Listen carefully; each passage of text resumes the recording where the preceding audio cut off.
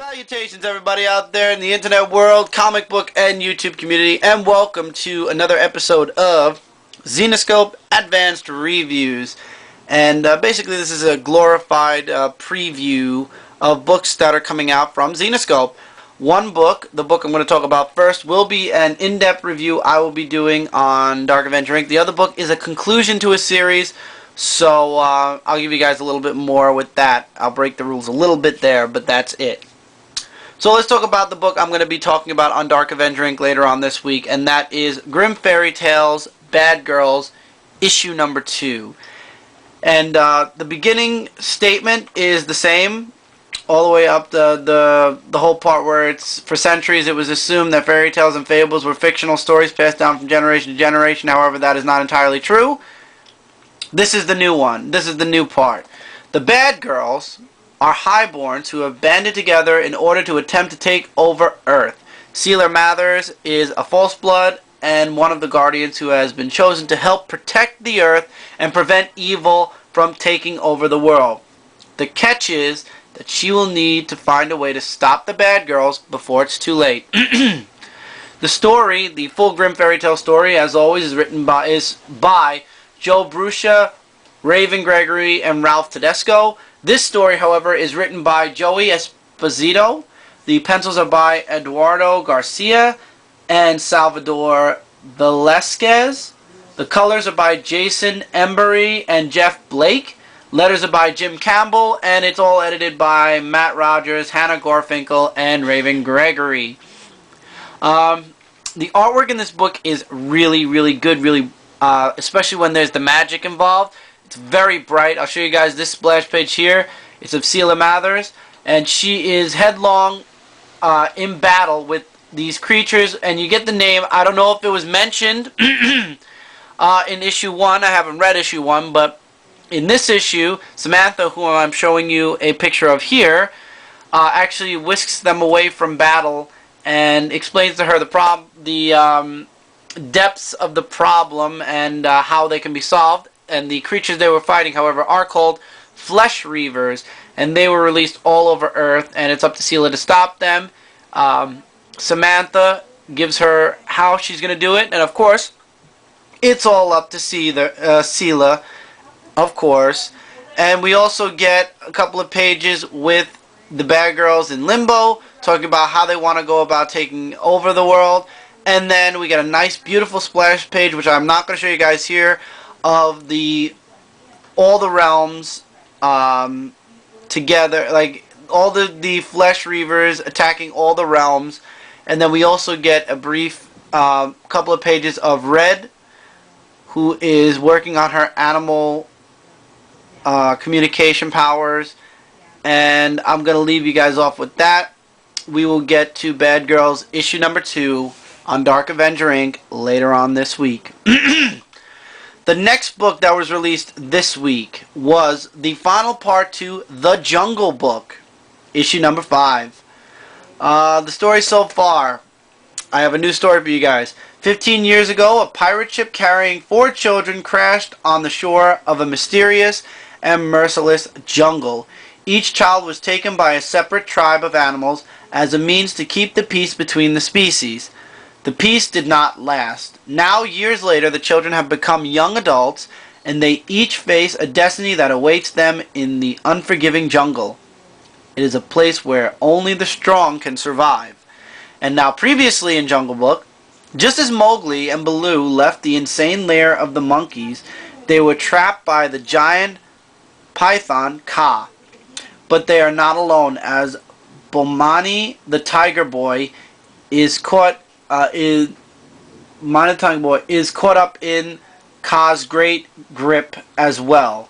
Angered because she thinks Bomani killed her mother, or wolf, Mowgli threatens revenge, which will be hard to get if they are both eaten by the python. Luckily, Akili of the Tavi tribe comes to their rescue and sets them free from Kaa. But Mowgli won't let Bomani off so easily as she follows him right into the tiger's den.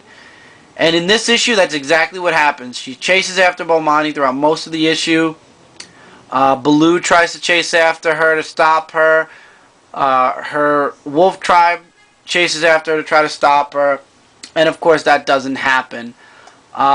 She comes face to face with Bomani, but he leads her right into the tiger's den. And basically, Bomani's head of the tribe, his mother, basically tries to kill Mowgli. Does she do it, however? I leave that up to you guys to check out in this issue. You can go check it out or wait for the trade paperback, which will collect all 5 of these issues. I'm sure that Zenescope will be releasing a trade paperback of this. This is not, however, the last you will be seeing of Jungle Book. I believe there is a continuation story for the near future. I'll be showing you guys bits and pieces of the artwork as we go. I'm sure this isn't the last time we'll see Jungle Book. At some point there will be another episode of another series of Jungle Book, and I look forward to it because you know what? Even though I missed out on this series, this one issue alone gets me very interested in the series itself. The artwork is beautiful, and as I said, the story is really interesting, and it leaves a lot, especially the ending to this book, leaves a lot open for future story arcs, future miniseries in the Jungle Book world. We have 3 books, a conclusion to a miniseries, the pendulum issue of a miniseries, and a continuation to an ongoing series. So let's start off with the conclusion of a miniseries, which is Call of Wonderland, Part 4 of 4. The story fully, in general, it says, beyond this realm lies a realm called Wonderland. It was once the realm of dreams, but has since turned into a world of madness that threatens to engulf an unsuspecting world. Ours. And previously in Call of Wonderland, Salome Gray and Julie Sands watched in horror as a monster transformed inside Salome's tattoo parlor and tried to kill them both. But after cutting off her head to stop the creature, Salome and Julie were able to make a run for it. But waiting outside for them were 2 hellhounds, and Julie and Salome were barely able to get away. The 2 girls realize they've been sharing the same dreams as they decide to pair up to figure out what's going on. Meanwhile, H.P. Lovecraft discovers that Charles Dodgson has been sacrificing children to Wonderland through a looking glass, and in order to keep Wonderland from coming through to Earth, Lovecraft must attempt to contain the madness through his writing, and that's basically his power. Now, the story fully is by Dan Rinklin, Raven Gregory, Joe Bruscia, and Ralph Tedesco, but this story in general is written by Dan Rinklin. The pencils are by Racho Aranzi, Alfonso Ruiz, and Carlos Paul. The color is by Stephen Downer, Thomas Bonvillian, and Jeff Blake. The letters are by Jim Campbell, and this is all edited by Matt Rogers and Hannah Gorfinkel. And this issue doesn't take long. It starts off with Salome and Julie talking, and right away the action starts, and it doesn't stop till the issue's over. The artwork in this book, as I've been saying from beginning to end of all these books, is really good. As I said, action doesn't stop all the way through until the end. There are moments with H.P. Lovecraft, and in those it's more of a talking, there's really no action. However, we find out a secret that H.P. Lovecraft has been keeping from everybody, including his best friend in this issue. There's some really nice splash pages. I'll show you guys bits and pieces of the artwork as I'm talking about this book. It turns out, though, that Julie has a special ability that helps her and her friend out as well. Salome out, that you guys are going to have to read to find out. And the conclusion to this book is definitely something that leaves it open for actually another series. And actually it says at the very bottom of the book, to be continued in Madness of Wonderland, which I'm guessing is going to be the next miniseries to come out of the Wonderland series in general. This book was a really fun read, even though I did not read the past 3 other parts. Wonderland has been one of those books that I've been really enjoying a lot. Mike, Spider Slayer Mike, has been reviewing his Wonderland series. This Wonderland series is finished now, but Wonderland has been a very interesting series, to say the least. I would definitely recommend you guys check this out when it comes out tomorrow. Next, we have the Pendulum issue of Irresistible. issue number 3 of 4. You guys know the story so far because I talked about it in the last advanced review, so I won't. I'll reiterate, however, since I did not give you guys any spoilers. So, after a wild night out at a strip club with his friends, Alan Keeg helped an old lady escape the clutches of 3 robbers. She promises him anything his heart desires, and without thinking, Alan wishes to be irresistible. Ever since that night, Alan has been having anonymous sex with tons of women in different public places. But what he doesn't know is that his dream is about to become a nightmare. Just as Alan comes home from realizing that his ex-girlfriend, the love of his life, has moved on, he walks in to find one of his conquests going crazy for him. Literally. This story is written by Raven Gregory. Pencils are by Amin Amat. Colors is by Mike Stefan. Letters are by Jim Campbell. And it's all edited by Matt Rogers and Hannah Gorfinkel. From the very beginning, we see what the ramifications of what the last issue... the first couple pages are basically what happens after the finale or the last page of the previous issue, and where this basically leads him here, where I don't want to really spoil the... I'm thinking about it and I'm like, I'll spoil the last issue since it was out a bit already. In the last issue, one of the girls that fell in love with Alan showed up, and she started to... There was an argument and she started to hurt herself. I'm not going to say how, you got to read that issue. And the ramifications of that now lead into the first couple of pages of this issue. And right away, whenever there's a female involved in his life now, right away, as the description said, anonymous sex. Alan tries to go to his ex to talk things out. Things don't go according to plan. And now he basically has had enough of what the wish that he made with the old lady. And in this issue, we find out more about what really, let's put it that way, transpired with that quote-unquote old woman. And we find out exactly who that old woman is by the issue's end. I'm not going to spoil anything else, at least for right now. I would say there will be an in-depth review of this. It just depends on if anybody else wants to do it. If not, we'll see if I'll be doing it.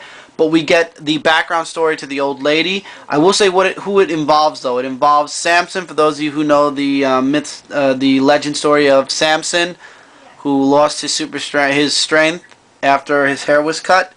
Basically her background is connected to that.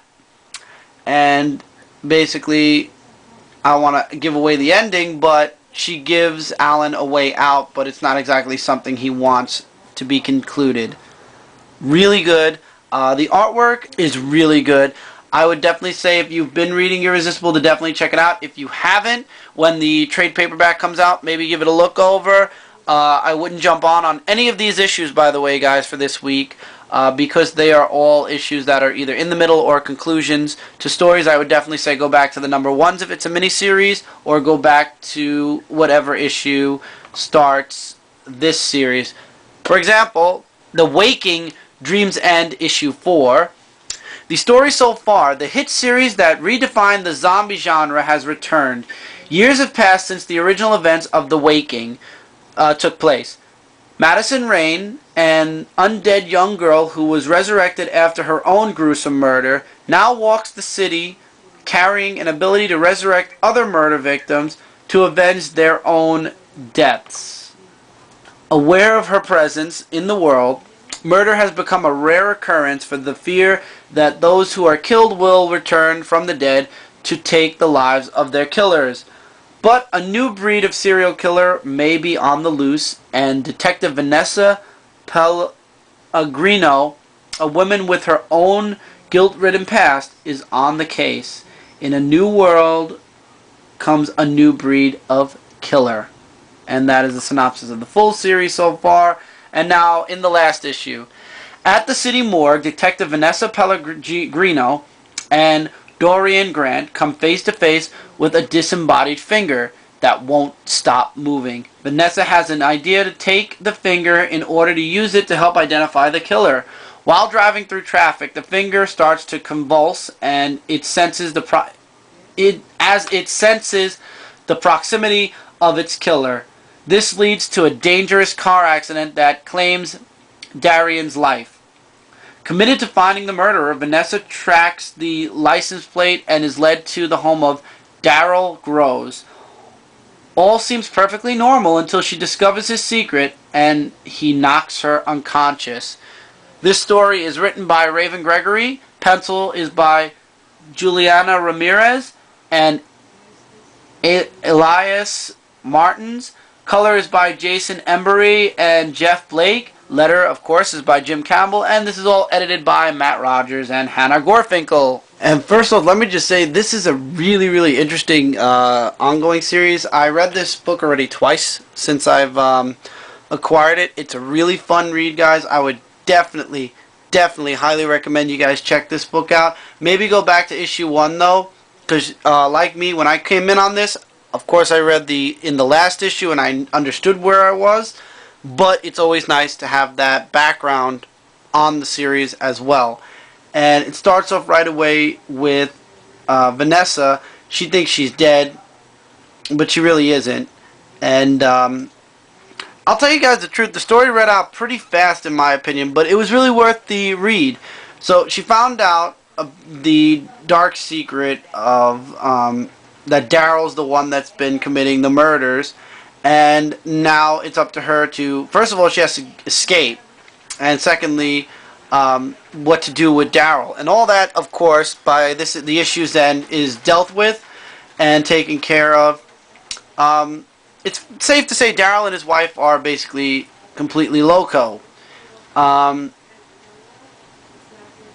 a lot of background. Obviously, it connects to previous issues, so I really don't want to say something and be wrong about it. You'll have to read the other past issues to understand what fully is going on here. But by issue's end, it goes into a different character who basically is a partner of Vanessa's, and that's basically where the series leaves. The issue leaves off, and there's a whole bunch of stuff in between that happens. Vanessa comes face to face with the person, her past basically, where it's the child of, I don't know if I'm spoiling too much, but basically the person that she is responsible for shows up, and she thinks this is the end for her, and she apologizes, and I won't tell you guys how it ends. You have to read this. This book is my favorite book and my pick of this week. Even though I didn't read the past couple of issues, I would definitely recommend you go back and get the other 3 issues, get this issue. It was a really fun read. Once again, it's called The Waking Dream's End. It's issue 4. 4 issues are out right now. It's a $3.99 book. It's really good. Definitely my pick of this week. My pick of last week would definitely have to be Grimm Fairy Tales Presents Bad Girls, just for the simple fact that it isn't the conclusion of a miniseries. And it was pretty good, and I like Celia Mathers a lot as far as the Grimm Fairy Tales go.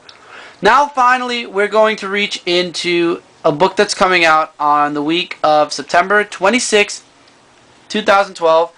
That's not this Wednesday, it's the following Wednesday, and it's called GodStorm, and it's issue 0 of a 4-issue miniseries. And I'll give you guys a story so far. In today's modern world, the stories of powerful gods from Greek and Roman mythology have been thought of as mostly folklore. And let's guess. However, the truth is that for thousands of years, gods and goddesses have been living on Earth in human form. Many have admiration and respect for the human race, but others want nothing more than to be worshipped by mankind. Now the goddess of beauty, known as Venus, has begun to recruit other powerful gods to join her in a plan to return to the glory days of old, the days where gods and goddesses were feared and worshipped by all, and she will stop at nothing to get what she desires most. This is the beginning of the GodStorm. And this issue, I will say this, focuses on Zeus. And Zeus is going through a lot of points in his life. The artwork is really spectacular. I'll give you guys bits and pieces of artwork. You see Hercules in here. You see tons of other Greek gods in here. And it's just beautiful. It is a beautiful 0 issue. The story it tells is amazing. It tells of his greatest feats, his greatest accomplishments, his greatest mistakes, his biggest disappointments, everything. And it's just wow. And it just pumps you up. You get ready for GodStorm issue 1, and it just looks amazing.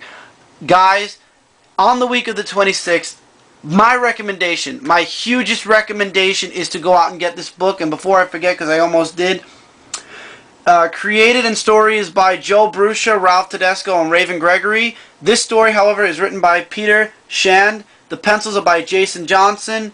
The colors are by Ben Sawyer, and the letter is by, of course, Jim Campbell, and this is all edited together by Matt Rogers. Guys, please, on the week of the 26th, that is a week from tomorrow, when you go to your comic shops, ask for GodStorm issue 0. There's no nudity. It's a mature book, of course.